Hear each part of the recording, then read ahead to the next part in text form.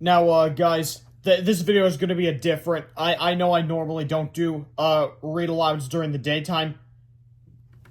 Oh, no, I just usually do some of these read-alouds during the daytime mostly. But you don't really care about that. You just came here to watch me read aloud Captain Underpants, Book 6. It's been quite a while since since I, but I like to say we, just to be exclusive to all my subscribers out there, all 21 of you. Thank you for getting me to 21 subs, by the way. When I hit another subscriber, it feels good. So, it's been a while since we read a book from the original Captain Underpants series. And, this one is Captain Underpants, the Bionic Booger Boy, Part 1, The Ninth Dynasty Nostril Nuggets, the sixth epic novel by Dave Pilkey. Now, because it rolls off the tongue better, I prefer to just call it, Captain Underpants, the Ninth Dynasty Nostril Nuggets. Because why not? Anyway. Hi everybody, and welcome to another one of our disastrous misadventures. Before we get started, check out this comic book to get the full scoop of our story so far. Georgia Hill probably presented the awful truth about Captain Underpants, a Treehouse Comics production. Once upon a time, there took a kid named Georgia Hill. Wait, the man, me too. They had a mean old principal named Mr. Krupp. Hey, blah, blah, blah, blah. One time, Mr. Krupp punished Georgia Hill. You have to obey my orders! So they got 300 reasons to advertise him. No way, you must obey us now. They made him think it was a superhero. You're now Captain Underpants. Yes, it was supposed to be a joke. But it got carried too far. I'm going to go fight crime. I will go fight crime now. I'm sorry, it's just, Georgia Hill's terrible grammar. Anyway, way too far. Hey, come back here, bomb troll. No. Then one day he got attacked by a giant dandelion. Oh, don't you hate it when that happens? So George stole some superpowers from a UFO. Oh, gee! And gave it to him. Down the hatch! Suddenly he got superpowers. Hey, I can fly now! I rule! Oh, great. Bummer. Nowadays, whenever Mr. Krupp hears anybody snap their fingers, snap! He turns into you-know-who. Oh, not again. And the only way you can stop him is if you pour water on his head. What the? And he turns back into Mr. Krupp. Oh, what's the big idea, buff? So whatever you do, don't snap your fingers around Mr. Krupp. Okay, the end. Chapter 1, Georgia Hill. This is Georgia Hill. Georgia Hill on the photo. This is all it teaches in America. Remember that now. Oh my god. Anyway, Georgia Hill's grades in school were much like whales in the ocean. They rarely rose above sea level. Melvin Sneedly, however, he's the kid down there with the bow tie and the glasses, always got straight A's.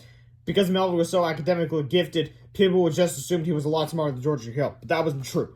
You see, Georgia Hill, we're every bit as smart as the straight A students, but in a different way. In a way that couldn't be measured by quizzes or worksheets. Maybe Georgia Hill couldn't spell very well or remember their multiplication tables. Perhaps their grammar weren't no good either. But when it came to saving the entire planet from the nasty forces of unrelenting evil, there was nobody better than George Beard Hill Hodges.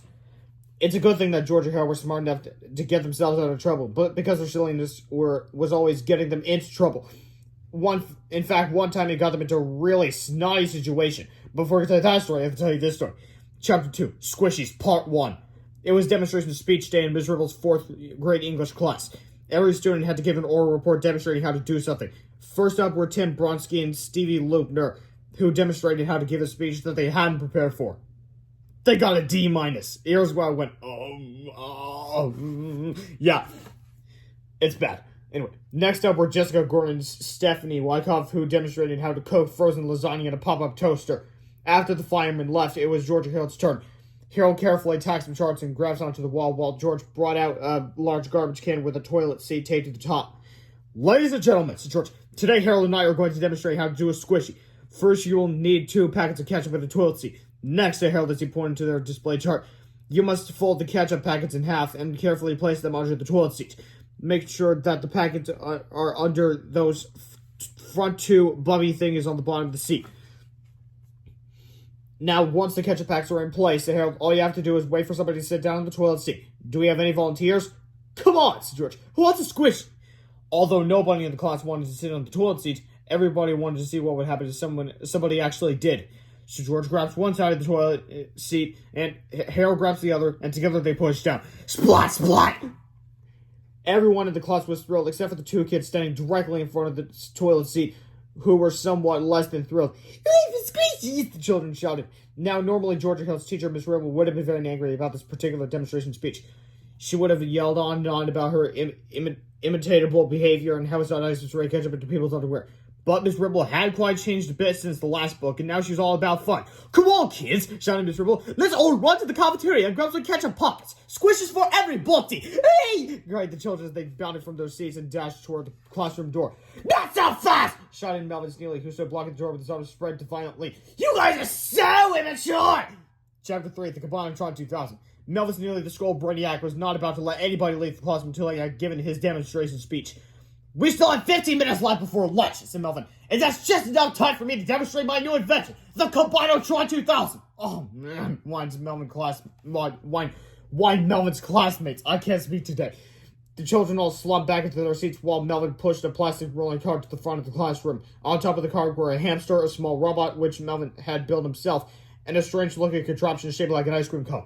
"Today," said Melvin, "I will demonstrate how to turn an ordinary hamster into your very own bionic cyber servant." Melvin placed his hamster Sulu at one end of the cart and his tiny homemade robot at the other end. "I shall now combine this ordinary hamster with this tiny robot using the Combine-O-Tron 2000. Melvin picked up the Combine-O-Tron 2000 and turned it on. A high-pitched voice pierced the classroom air, getting higher and higher frequency as the machine charged to full power. Melvin typed some last-minute calculations into the keyboard on the side of the Combine-O-Tron 2000 as his laser extractor warmed up. Suddenly, 2 streaks of red glowing light flashed on Sulu and the tiny robot. The Combine-O-Tron 2000 began assimilating information on the 2 elements as it was about to combine. "Don't worry, kids," said Melvin. "This procedure is totally painless. Sulu won't feel a thing." And to any of those people out there who are reading this book to their child before bedtime, please be prepared, because they're literally going to have to just read out. Finally, a computerized voice started to come out down. "Combining to all this in 5 seconds. Combining to all this in 4 seconds. Combining to all this in 3. I mean, yeah, it's kind of fun, like, when you're a kid and you're just talking in a robotic voice. It also teaches how to count down from 5, I guess, but if they know how to read it, they should know how to count down from 5. Anyway, let's continue. A burst of brilliant white light shot out of the Combine-O-Tron 2000 and formed a ball of energy between Sulu and the tiny robot. The hamster and the robot began to slide closer and closer together until they disappeared into the energy ball. The smell of burnt matches and pickle relish filled the air as hot blasts of electric wind knocked books off its shelves and set papers flying. Suddenly, there was a blinding flash of light, a quick puff of smoke, and it was all over. Melvin pulled off his goggles. No longer were a hamster and a robot sitting on the cart before him. Now the hamster and robot were one, combined at a cellular level. The world's first self-contained, warm-blooded, fuzzy, bionic cyborg. "Eureka!" shouted Melvin. "It worked! I have created a cybernetic life form!" The children looked on as Melvin waved a metal detector over the hamster and the reading went off the chart. One of the children raised his hand with a question. "Yes!" said Melvin enthusiastically. "Can we go to the lunchroom and get our ketchup packs now?" "But no!" screamed Melvin. "We don't forget about Squishies for 1 minute! I just created the world's first cybernetic hamster, and nobody's limited this robot until I've demonstrated his undying obedience!" Chapter 4, Bad Sulu. Sulu didn't seem to know that he had just undergone a groundbreaking transformation. He didn't act any different. He just wandered across the top of the plastic rolling cart, sniffing everything around him, only stopping occasionally to scratch his ears or rub his whiskers. But poor Sulu was in for a big surprise. "Sulu," said Melvin, "I'm your commander. You obey my orders. I want you to demonstrate your new powers for the class. Do a super bionic jump across the room." Sulu did not respond. "Sulu," said Melvin sternly, "crush that plastic rolling cart in your bare paws." Sulu did not respond. "Sulu!" Melvin shouted. "Go outside, pick up a cart, and throw it across the parking lot!" Sulu did not respond. Finally, Melvin reached into his book bag and took out a red ping pong paddle that he had designed especially for this occasion. "Sulu," he said angrily, "do as I say, or you're going to get good spanking!" This time, Sulu did respond. When he saw the ping pong paddle, he became very frightened, and his little hamster instincts took over. Sulu jumped into the air, grabbed the ping pong paddle in his right paw, and then yanked Melvin onto the plastic rolling cart with his left paw. The children finally stopped thinking about ketchup packs and toilets for a moment and settled in to watch the show. Chapter 5, The Critical Voucher Director, Part 1, Flip-O-Rama. One of the 5 chapter contains graphic depictions of a little boy being spanked by a bionic hamster. While this event is presented for humorous effect, the producers of this book acknowledge that hamster attacks are no laughing matter. If you or someone you love has been the victim of hamster attack, we certainly urge you to get help by seeking out a local support group in your area or by visiting www.whenhamstersattack.com. The problem with the credit graph is that it's hardly ever fun. Well, that has changed since the invention of Flip-O-Rama. Check it out. Spanks for the memories. Chapter 6, The Aftermath. Although Sulu really spanked Melvin very hard, Melvin wailed and blubbered and carried on anyway. Yeah, bad answer! Melvin cried, I don't want to see a guy long like this! Melvin ran out of the classroom sobbing. The rest of the class, including Miss Riddle, followed him out laughing and chanting, Squishies! Squishies! Squishies! But Georgia Held stayed behind to comfort the forgotten hamster. Don't feel bad, Sulu, George. Melvin's a real meanie. Yeah, said Harold. Do you want to come home with us? You can live over a treehouse. Sulu jumped into Harold's arms and gave him a hug. Then he jumped into George's arms and gave him a hug, too. I think we just adopted a bionic hamster, said Harold. So George tucked the new pal into his shirt pocket and the three friends went off to lunch. Chapter 7, Mr. Krupp. About that very same time, the school principal, Mr. Krupp, came marching to the office in a particularly foul mood. He stopped beside Miss Anthorpe's desk, huffing and puffing. Where's my coffee, Ada? He shouted. Get it yourself! Miss Anthorpe shouted back. I don't need your lip today, Mr. Krupp growled. I just want my coffee and I want it now! Well, get me a cup too while you're at it, Miss Anthorpe growled back. Ah! Screamed Mr. Krupp in frustration as he grabbed a newspaper and headed for the faculty restroom. Miss Ripple was standing beside the restroom door, smiling and trying very hard not to laugh. What are you looking at? Mr. Krupp snarled as he pushed his way past Miss Ripple and slammed the restroom door behind him. Inside the restroom, you could hear the faint sound of a belt buckle jingling, a zipper unzipping, some clothes rustling, and finally, splat, splat! What the? Screamed Mr. Krupp from inside the restroom. I got ketchup in my underwear! And in a few moments, the door to the faculty restroom flew open. I'm gonna get you, Mr. Krupp screamed. They didn't do it! Yet laughed Miss Ripple. I did! It's called a squishy! It's the latest fad! Yeah, right! Very funny, said Mr. Krupp. Now where are those two kids? I just know they're responsible! As Mr. Krupp headed for the cafeteria, he noticed that he wasn't the only person to fall victim to the stranded squishies. All through the hallway, and grade first, second, third, fifth, and sixth graders were complaining about ketchup stains in their pants, socks, legs, and underwear.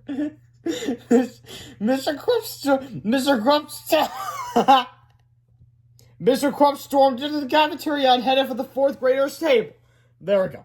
Get to the hell! Shouted Mr. Krupp. I got ketchup in my underwear because of you two, and so do half the kids in the school. We didn't do it, said Harold. Yeah, said the few of the other fourth graders. Georgie held their innocent. Oh, no, they're not, said a voice from the other end of the table. It was Melvin Sneedly. Just besides being the school brainiac, Mel was also famous for being the school tattletale. Georgie Hill taught everybody a trick today where you put ketchup packs under a toilet seat and make it spray on people's legs, Melvin reported proudly. Thank you, Melvin, said Mr. Krupp. He turned to George and Hill and pointed at the cafeteria door. Mr. Beard and Mr. Hutchins, out! Chapter 8, the comic is mightier than the Spitball. George and Hill were sent straight to the detention room. Man, said Harold, Melvin is such a tattletale. Somebody ought to teach him a lesson. And we're just the guys to do it, said George. So George and Hill created an all-new comic book featuring everybody's favorite tattletale and meanie, Melvin Sneedly. When they were done, the two boys snaked out of the detention room to run off copies of their latest work and sell them in the hallway. The new comic book was a great success. Everybody loved it. Well, everybody but Melvin Sneedly, I should say. As Melvin walked to his last class of the day, he noticed small groups of students in the hallway reading comics together and giggling. Normally this was enough to make Melvin run straight to the principal's office and tell on everyone for unsupervised reading, which was strictly forbidden. But today, Melvin noticed something strange. The comic reading students were pointing and laughing. At him! What? Said Melvin. What's wrong? What are you guys laughing at? Melvin looked around the hallway desperately. Everybody was laughing, everybody was pointing, and it was driving Melvin crazy. He marched over to a group of second graders, grabbed the comic book out of their hands, and looked at the cover. Melvin was furious. You guys are so immature! Screamed Melvin. He quickly darted off to read the comic in peace, but everywhere he ran, he came across more pointing and more laughing. Finally, Melvin thought of the one place he could read the comic book in private. He went into the boys' bathroom, locked himself into one of the stalls, and sat down to read. Splat! Splat! As Melvin sat reading, his legs dripping with ketchup, he became angrier and angrier. I'm gonna get George in here! Melvin vowed. Chapter 9, The Captain Underpants and the Terrifying Tale of Tattle-Tron 2000 by George B. Harrison. And at the cover, Melvin says, Duh! George and the Terrifying Tale of the Tattle-Tron 2000. Once upon a time, there was a dumb kid named Melvin who was a big tattletale. I'm telling! He came off the grass, the sign says. Everywhere he went, he caused grief and misery. I'm killing! No skateboarding. Until one day, crash! I'm killing! Hey cops, that guy just robbed the bank! Gee, thanks kid. You're under arrest. Hey, can you solve the crime of the scenery? And so, Daily News. Dumb kid is a hero. Everybody loves Melvin. Melvin had become so popular that he decided to run for mayor. I'm kidding! He won in a landslide victory. Daily News. Dumb kid becomes mayor. Congratulations, you're the youngest mayor ever. Yes, and I'm gonna make some big changes. Soon, Mayor Melvin made a bunch of dumb new laws. No humming, no smiling, no talking, no reading signs, no wedgies, no sticky feet, no marveling at nature, no burping, no stopping to smell the roses. And people were getting arrested left and right. You're under arrest, but I didn't do anything. Busted! And the sign says, no shame, but I didn't do anything. And they all got sent to jail. Here's what the jail say. Man's jail, lady jail, kid jail, baby jail, dog jail, cat jail, fraud jail. Why would you arrest a baby?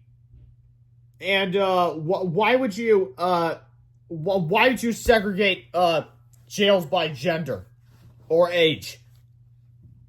And some of you may be wondering, what would a frog even do? Well, go look at Number Law episode 3, then you'll know what I'm talking about. Anyway, suddenly, Mayor Melvin, all the jails are full. I will build a big robo jail and catch those lawbreakers myself. So he built the Tattle-Tron 2000. Soon Mayor Melvin was catching lawbreakers. They'll get you! And then Melvin headed for the school. Help, the Tattle-Tron 2000 just ran across the soccer field, squished the gym teacher. Oh no, we just planted that grass. This is like a jump for Captain Underpants crash. What's up, bub? Look out! Oh, you're going to jail for busting the roof. The Captain Underpants was faster than a speedway spin. Shit, more powerful than a boxer shorts. Crash, and able to lead tall buildings without getting a wedgie. The signs say no zipping, no crashing through signs, and no using the same joke over and over. Captain Underpants wanted to fight the robot, but he didn't want to hurt the people inside. Then he got an idea. Mrs. Plop's prune juice factory. Crash! It makes you go poop. Hey! What the? Oh! Soon there was nobody left inside in the Tattle-Tron 2000 except for Melvin. Oh! I'm going! And so, it made me get it. You guys are so. Then everybody got set free. Oh! We're free, so yay! Yippee! Goo goo! The end. Chapter 10, Mr. Melvin. Melvin was furious. He ripped the comic book in half and tossed it over his shoulder. Then he washed his hands at the toilet and stormed out of the restroom. I'm gonna get George to hell for that, said Melvin. I'm gonna teach him a lesson they'll never forget.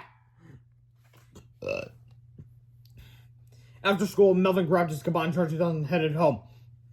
Melvin's mother and father were both busy working on a top-secret government experiment when Melvin walked in the front door. Hello, son, said Melvin's father. How was your day at school? Terrible, said Melvin. Nobody at school has sufficient respect for my beautiful mind. Those dull-witted, light-brained, gum-chewing idiots are more impressed with comic books than they are with the wonders of science. But I shall teach them! I shall teach them all! Ha ha ha ha ha! That's nice, honey, said Melvin's mom. Melvin marched up to his room to begin building a brand new superpowered robot. But when he opened his bedroom door, he saw the family's pet cat, Dangerella, sleeping quietly in his bed. Oi! Melvin screamed. What are you doing in my room, you stupid cat? You know I'm allergic to you! Now get out and... Stop! After a few hours, Melvin had built his newest and most powerful robot ever, which had 3 sets of interchangeable laser eyeballs, macro-hydraulic jumpatronic legs, super subgobulating automata arms, and an extendable octo-claw ribcage, and was powered by 3 separate twin-turbo 9000 SP5 Kung Fu titanium/lithium alloy processors, which were all built into a virtually indestructible flexo-chromatic endoskeleton that had the power to punch through cinder blocks, crush steel in his vise-like grasp, and plow mercilessly through poorly rimmed run-on septices. It could also slice bagels. That ought to do the trick, said Melvin, wiping his nose on the tissue. Now all I have to do is combine my body with this bionic robot, and I should be the most powerful boy who ever lived. Chapter 11, Melvin's Fantasy. As Melvin set up the Combine-O-Tron 2000 and made the proper adjustments, he imagined what his life would be like as the world's first bionic boy. He imagined himself walking to school the next day, his arms swinging confidently as he crashed through the classroom wall. The girls would swoon as Melvin talked for hours about the amazing world of science. Miss Rowe would probably let Melvin sit at her desk from now on because Melvin's new buzz of steel would be too massive to fit into an ordinary children's chair. Maybe Mr. Krupp would invite the governor to visit the school so he could show off his smartest and most powerful student. If so, the governor would probably declare a new holiday, National Melvin Sneedly Day, a day when kids all over the world would get extra homework and pop quizzes to honor the glorious name of Melvin. But the best part of all would be Georgia Hill's reaction. They would be so terrified in Melvin's incredible size and strength, they dropped to their knees and begged for mercy. And Melvin would spare them only if they agreed to be his servants for all eternity. They had to carry his books, sharpen his pencils, and be his personal footstools during each class. "Life is gonna... said Melvin. Chapter 12, The Night of the Nasty Nostril Nuggets. Hey, that sounds familiar. Melvin turned on the Combine-O-Tron 2000. A high-pitched tone pierced the air, getting higher and higher in frequency as the machine charged to full power. "Oops," said Melvin as he quickly turned the dramatic effects setting to off so he wouldn't disturb his parents. Silently, the machine continued to charge as Melvin entered calculations to account for his clothes and glasses. When the laser extractor had finally warmed up, Melvin stepped in front of the Combine-O-Tron 2000, standing perfectly still beside his new robot. Suddenly, two streaks of red glowing light flashed onto Melvin and the robot as the Combine-O-Tron 2000 began stimulating information on the two elements it was about to combine. On the two elements it was about to combine. Finally, computerized voice started to count down. Combine 12 within 5 seconds. Melvin stood perfectly still. Combine 12 within 4 seconds.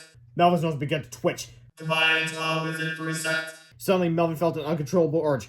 He cupped his hands over his mouth and nose as his eyes squeezed closed involuntarily. Combine 12 within 2 seconds. Melvin looked down into his hands, which were now glistening with mucus and crusty chunks of semi-dry boogless. Instantly, the Combine-O-Tron 2000 began to recalculate the elements in its laser sights. Combine 3 elements in 1 second. 3 elements! Melvin screamed in horror. What's the third element? Quickly, Melvin's eyes darted around the room, searching for any new element that might have accidentally made its way into the sides of the laser attractor. "What's the third element?" he screamed again. Then he looked down into his crusty, dripping, phlegm-filled hands. "Uh-oh," said Melvin as a blinding burst of white light enveloped him. Chapter 13, The Next Day. The next day, Melvin didn't show up for school on time. Nobody really seemed to notice, though, because all the children were excited about show and tell. Almost everyone had brought in really lame stuff like books or awards, but Georgia Hill had something that was totally cool. "Everybody remembers Sulu from yesterday, right?" said George. "Well, we took him home to live with us in our treehouse, and we taught him the greatest trick," said Harold. The two boys carried Sulu over to the classroom window and opened it up. Harold pulled a large watermelon out of his book bag and showed it to Sulu. "Okay, Sulu," said George, "show everybody your new trick." In one swift motion, Sulu placed his mouth into the watermelon and shoved the entire thing into his left cheek. The fourth graders were stunned. No, said Harold, "that's not the trick. The trick is what happens next." Sulu looked out of the window and eyed a dead tree at the far end of the empty playground. Sulu began to chew up the watermelon, then puggered his tiny hamster lips and spit. The watermelon seeds fired out of Sulu's mouth, hitting their target with expert precision. In no time at all, the dead tree at the end of the playground was reduced to a pile of twigs and sawdust. The class cheered as Georgia Hill petted their amazing little bionic buddy. Georgia Hill didn't think that anybody could beat their show and tell display, but they were wrong, because at that very moment, Melvin Sneedly was dripping down the hallway toward the classroom door. Melvin hadn't brought anything for show and tell. Melvin was the show and tell. Chapter 14, the unnecessarily disgusting chapter. Notice, the following chapter is extremely gross. To avoid nausea, projectile vomiting, or any other gastrointestinal unpleasantries, please refrain from eating for at least 1 hour before reading this chapter. You won't want to eat after reading it, let me assure you. All the fourth graders were cheering and petting Sulu as the classroom door slowly opened. A greenish, glistening behemoth entered the room, filling the air with the sounds of grinding metal gears and wet, gooey, bursting bubbles. Some of the girls screamed. Some of the boys did too. Said the horrible beast. All at once, the children recognized the terrifying creature that stood before them. "Melvin!" they cried. Gurgled the wet, jiggling monster angrily. His eyes and nose were dripping with warm, greenish, custard-like mucus. His robotic arms were caked with massive globs of crispy, shimmering snot. And as he turned to close the classroom door behind him, part of his hand came off on the doorknob. It oozed slowly down the door, leaving behind a chunky trail of moist excretion. Melvin squished and sloshed as he jiggled over to his chair. Each gooey footstep coated the floor with a foamy trail of slime, and everything he touched became wet and encrusted with warm, bubbling, syrupy phlegm. When Harold sat down, generous helpings of greenish pudding-like goo slowly dribbled down the chair, collecting into creamy, gelatinous puddles beneath him. The puddles themselves were slightly transparent, speckled with thick, shimmering nose hairs and dark red chunks of coagulated blood, which— "All right already!" yelled George to the director. "Enough with the descriptions! You're making us all sick!" "Thank you, George," said Mr. Ripple. "Now, Melvin, why don't you tell us all what happened to you?" said Melvin.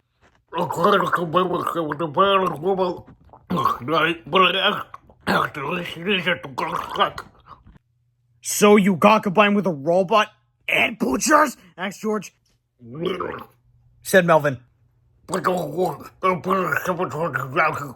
push the infection coming back into a point that it'll just take 6 months to finish. 6 months? Said Harold. Said Melvin. "You should try taking the batteries out of that Combine-O thingy and putting them in backwards," suggested George. "That might reverse the effect." Melvin rolled his thick, bubbling crust covered infrared eyeballs. He gurgled. Chapter 15, The New Melvin. You might think that turning into a Bionic Booger Boy was the worst thing that could ever happen to a kid, but it wasn't all bad. Believe it or not, there was actually a positive side to being a lumbering, looky lad. For instance, Melvin now won every football game he played because no one wanted to tackle him. And when he served a volleyball, no one on the other team would dare to hit the ball back. Besides being the school's new sports star, there were other perks too. Melvin never had to wait in line at the drinking fountain anymore. Now he had his own personal drinking fountain because, well, would you use the drinking fountain after a Bionic Booger Boy had globbered all over it? I didn't think so. All the special attention that Melvin was receiving made some of the other kids a little jealous. But not George and Harold, considering the many evil villains that George and Harold had been battling all year. The two boys were just grateful that Melvin hadn't turned himself into a gigantic, terrifying beast with plans to destroy the earth. Yet. "It could be a lot worse," said Harold. "At least Melvin's not a terrifying evil villain." "Yeah, you're right," said George. "I can't think of anything that would turn Melvin into a terrifying evil villain." Chapter 16, The Cold and Flu Season. Soon it was autumn, and the new season brought with it many changes. Crisp, chilly air, early morning frost, and bright, colorful leaves. But with the beauty of autumn came another change that wasn't quite so welcome. The cold and flu season. All through Jumphurst Elementary School, people were getting sick. The hallways were filled with runny noses, sneezing mouths, and aching bodies. Unfortunately, one of those noses, mouths, and bodies belonged to Melvin Sneedly. Every time Melvin sneezed, thousands of tiny driblets shot out of his mouth, spattering the chalkboard with a thin layer of foamy, glistening, gunky green tapioca-like mucus. "Don't forget to cover your mouth, Melvin, dear," said Miss Ribble.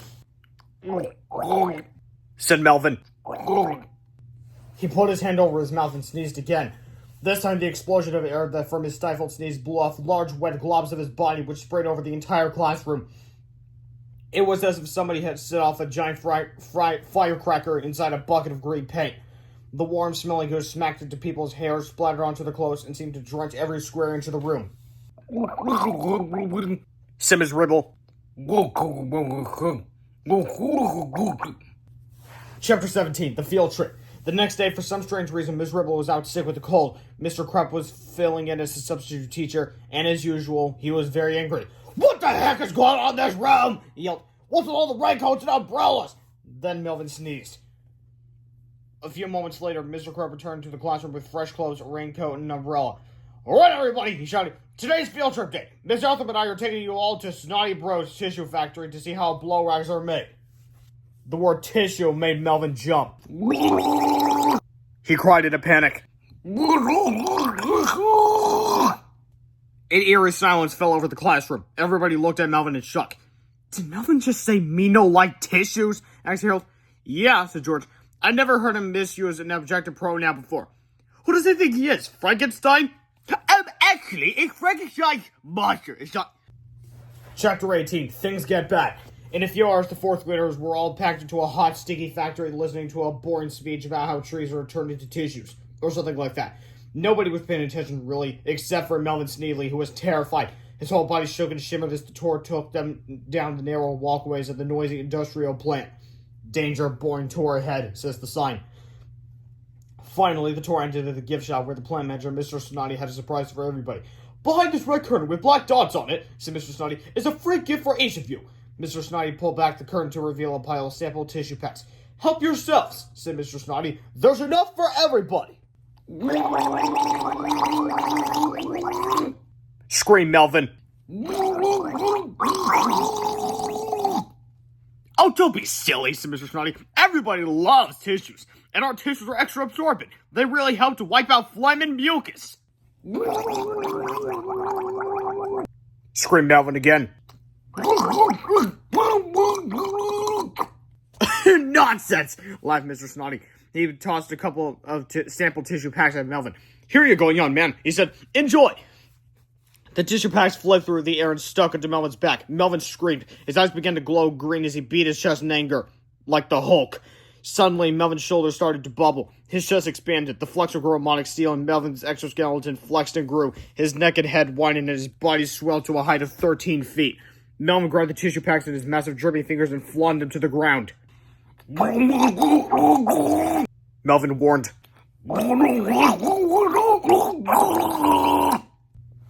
Oops, said Mr. Snotty. You dropped your tissue packs, young fellow. Here's some more for you. Okay, he's just entering extremely dumb territory at this point. Mr. Snotty grabbed 2 giant handfuls of sample tissue packs and tossed them at Melvin. Chapter 19, things get badder. Frantically, Melvin swatted at the 9 new tissue packs stuck to his upper torso if they were a swarm of stinging bumblebees. He stomped his giant spiked feet and thrashed about violently as his hulking body doubled, then tripled in size. Melvin kicked and punched the walls of the gift shop as he let out a terrifying, blood-curdling cry. There's no need to cry, little man, said Mr. Snotty. Here, have some more tissues to dry those tears. He tossed several more sample tissue packs at Melvin. As you might have noticed by now, Mr. Snotty wasn't exactly the brightest bulb on the Hanukkah tree. Yeah, kind of what I said. What happened next could only be described as chaos. Once again, Melvin's massive body tripled in size. By now, Melvin was roaring and kicking and knocking over giant machines. Children screamed and ran. Mr. Snotty thought it might help matters if he could just give Melvin some more tissues. But before he could, a drop of mucus the size of a bathtub dripped from Melvin's massive nose and splashed on him. Mr. Snotty glued to the floor. Splat! Georgia held hid behind the red curtain with black dots on it as Melvin crashed through the roof of the factory. Ear-piercing roars bellowed out of his gigantic oozing mouth as he kicked down the walls of the factory and tossed heavy machinery to the parking lot. Mr. Krupp and Ms. Anthorpe tried their best to get the situation under control, but they were having much luck. Hey, Bob! Shouted Mr. Krupp. I've had just about enough of your shenanigans! You're gonna be spending the afternoon in detention if you don't settle down, young man! Shouted Ms. Anthorpe. Suddenly, Melvin reached down and grabbed Ms. Anthorpe in his massive metal fist. Help me! She screamed. Somebody save me! Said Mr. Krupp nervously. I'll go get some help! Mr. Krupp ran and hid behind it. Mr. Krupp ran and hid with George and held behind the red curtain with black dots on it. Hey, I thought you were going to go get some help, said Harold. Well, not today, said Mr. Krupp. You know, said George, there's only one person who can help Miss Anthorpe now. Who's that? Asked Mr. Krupp. Chapter 20, Captain Underpants, that's who. As much as George and Harold hated to do it, they decided it was time to send in Captain Underpants to save the day. Harold snapped his fingers. Suddenly, the terror and panic that Mr. Krupp had been experiencing completely vanished. A wild, silly grin spread across his face as he leaped to his feet and ripped off his outer clothing and toupee. Mr. Krupp's transformation to Captain Underpants was almost complete. The only thing he was missing was a cape. Gee, he said, I sure wish I could find a red curtain with black dots on it. Hey, said George as he pointed to the red curtain with black dots on it. Here's a red curtain with black dots on it. What a remarkably unexpected coincidence, said Captain Underpants as he grabbed the latest in a series of convoluted plot devices and tied it around his neck. By this time, Melvin had stomped his way out of the factory and into the downtown area, leaving behind a twisted path of mucus-coated destruction. Captain Underpants flew into the air, following the trail of terror until he was face-to-face with a snot-spewing cyborg. I order you to stop, said Captain Underpants, in the name of all that is brave, strong, and cockney. Melvin did not listen. Captain Underpants had no choice but to fight the boogery behemoth, but first he needed to save Miss Anthorpe. Quickly, our hero flew to either side, grabbed her hands, and pulled firmly. The slimy phlegm that covered Melvin's gigantic fist was strong and gluey, but it was no match for wedgie power. Captain Underpants pulled and pulled until Miss Anthorpe became completely dislodged with a noisy, wet, disgusting sound. No, please feel free to make the noisy, wet, disgusting sound of your choice to emphasize the intense trauma of this gripping paragraph. I'm free! Grabbed Miss Anthorpe. Let's get the heck out of here! Suddenly, the Bionic Booger Boy reached down and grabbed Captain Underpants by the cape. The monster held on tightly with his gigantic, gooey, robotic fingers. Oh! Cried Captain Underpants. He's got my cape! He's got my cape! We'll just untie it! Screamed Miss Anthorpe. Let's go! Let's go! But I can't fight for crime without my cape, cried Captain Underpants. Forget your stomach, Kay! Edith screamed. Just save me, you idiot! Chapter 21. You can't have your cape and Edith, too. As anybody will tell you, no superhero is complete without a cape. I mean, without a cape, a superhero is just a guy wearing fancy underwear. Or in this case, not so fancy underwear. But Captain Underpants knew what had to be done. He reached up to his free hand and courageously untied his cape, valiantly sacrificing his aesthetic integrity to save the life of a mere mortal being. Captain Underpants and Miss Anthorpe were now free, but they weren't safe yet. The Bionic Booger Boy swung at her here with all his might. Captain Underpants weaved around Melvin's frantic, flying, flinging fists as he tried to find a safe place to land. Suddenly, Captain Underpants' 100% cotton-powered vision spotted Georgia Hill miles away. With lightning speed, he flew down to meet the boys. Georgia Hill, said Captain Underpants, you've got to keep this woman safe while I destroy that robotic slide ball. Okay, said Harold, but hurry up, here he comes.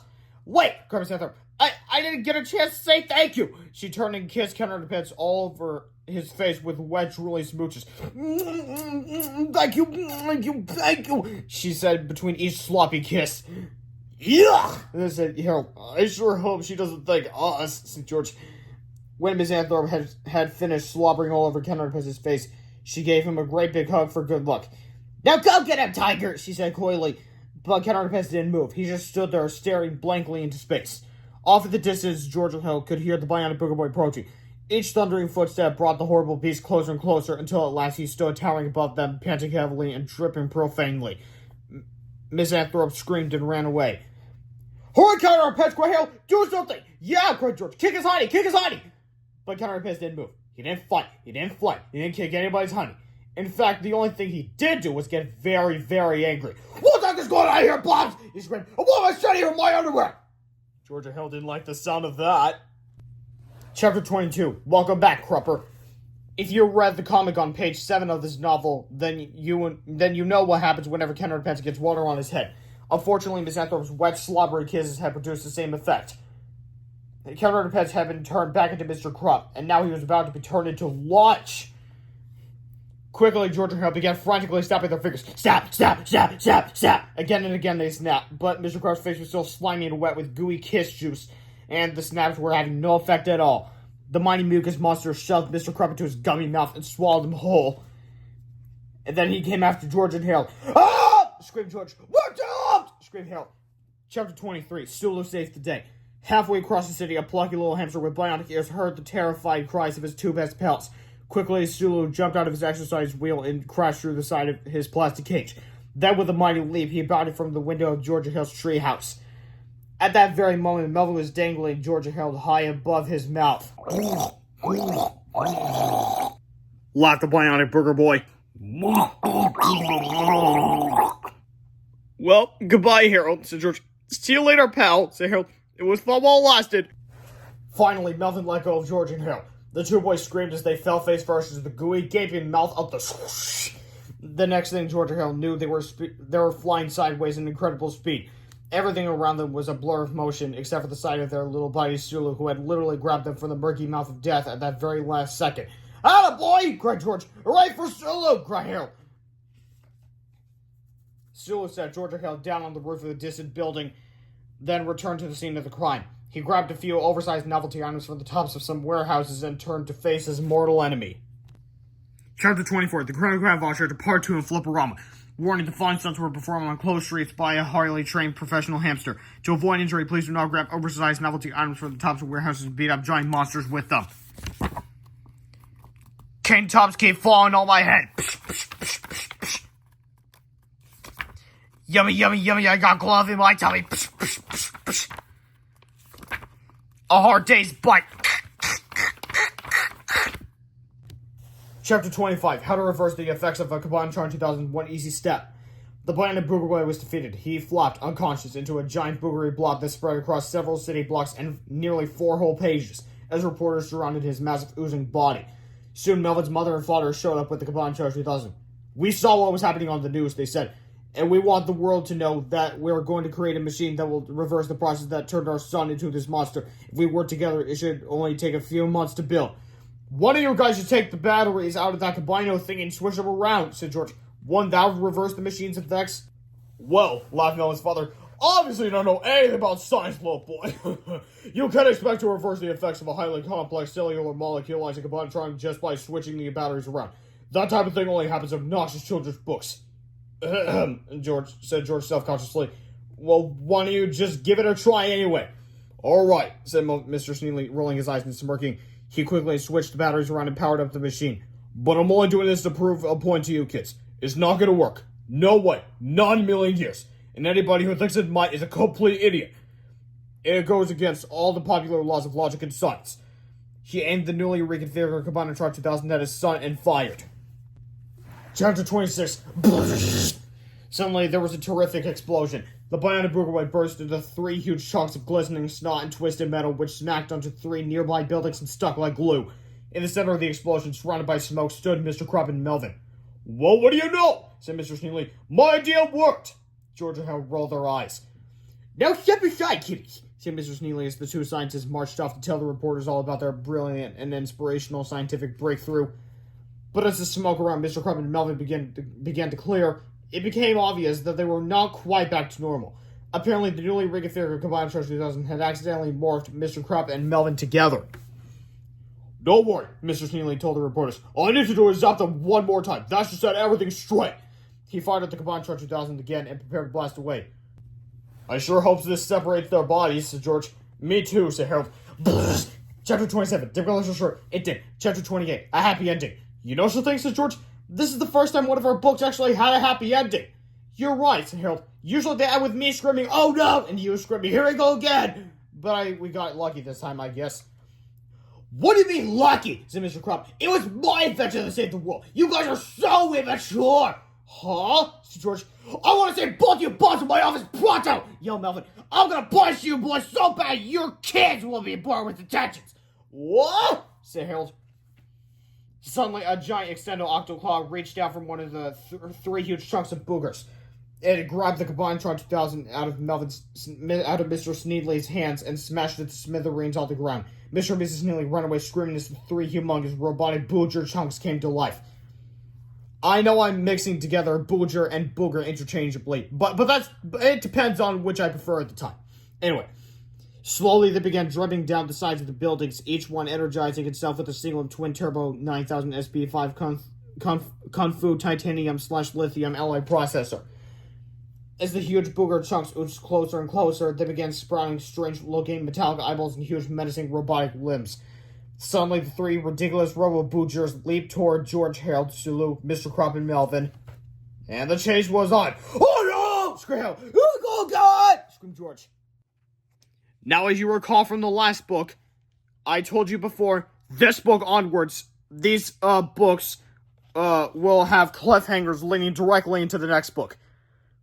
And please, while you're listening to me read books 7 to 11, keep track of how much sleep George and Hale get. But anyways, thank you for watching this Read-Aloud. I hope you enjoyed.